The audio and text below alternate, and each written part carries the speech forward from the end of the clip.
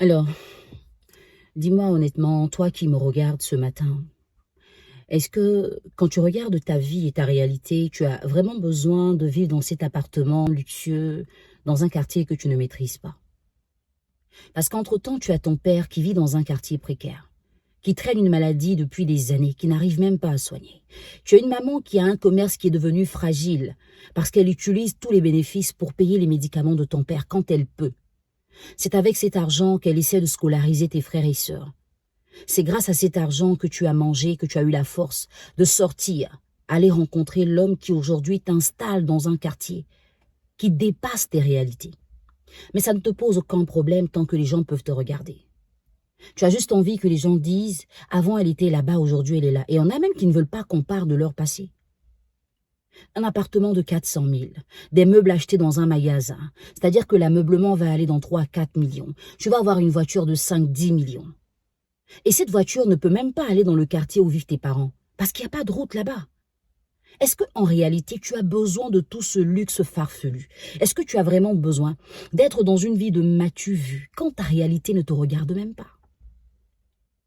Vous savez, des fois, vous donnez l'impression que vous n'avez jamais la chance avec les hommes. Et pourtant, la chance se provoque des fois. Il y a des hommes que vous avez rencontrés, qui ont analysé votre personnalité, votre mentalité. Ils vous ont servi ce que vous méritez, ils sont partis. Mais vous n'allez pas avoir le courage de l'avouer. Vous allez toujours donner l'impression que vous étiez la bonne femme, qui n'a pas eu de chance et qui a été manipulée par un homme. Depuis que ce verbe a été vulgarisé, toutes les femmes qui échouent en amour, j'ai été manipulée. Quand un homme est allé te prendre dans un quartier précaire et que tu sautais les flaques d'eau pour ne pas te salir, quand il te rencontre et que ce que tu lui demandes c'est un téléphone dernière génération, mais il a compris que tu n'as rien dans la tête, qu'est-ce que tu penses qu'il fera pour toi? Il va t'entretenir dans ce luxe-là, mais qui ne va pas t'appartenir. Parce qu'en général, il ne mettra rien à ton nom. Tu auras une voiture que tu roules, et des fois, c'est quand la police te prend que tu te rends compte que la voiture ne porte pas ton nom. Alors que tu n'as pas d'argent. Tu vis que de ces cartes de crédit. Le jour qu'il te les reprend, qu'est-ce qu'il te reste? Tu ne vas pas tenir compte de ta réalité, de là d'où tu viens, pour essayer de changer la condition de tes parents sur le long terme, que de rester dans les histoires de m'as-tu vu, le temps d'une saison. Parce que justement, cet homme-là qui a tellement d'argent à te donner attend de toi quelque chose que tu n'as pas, la personnalité. J'ai marqué dans mon livre, à un homme de vision correspond essentiellement à une femme de provision. Est-ce que tu as acheté ce livre-là? Tu es en train de chercher aujourd'hui à mettre des mèches sur ta tête. Tu veux avoir le plus beau make-up parce qu'on t'a invité quelque part pour aller manger. Mais la meilleure chose que tu puisses avoir, c'est la connaissance. Pour les chrétiens, il est marqué dans la Bible, mon peuple périt par manque de connaissance. C'est pas que la connaissance spirituelle, mais la connaissance même basique. Quand tu ne sais pas qui tu es, tu ne deviendras jamais ce que tu veux être.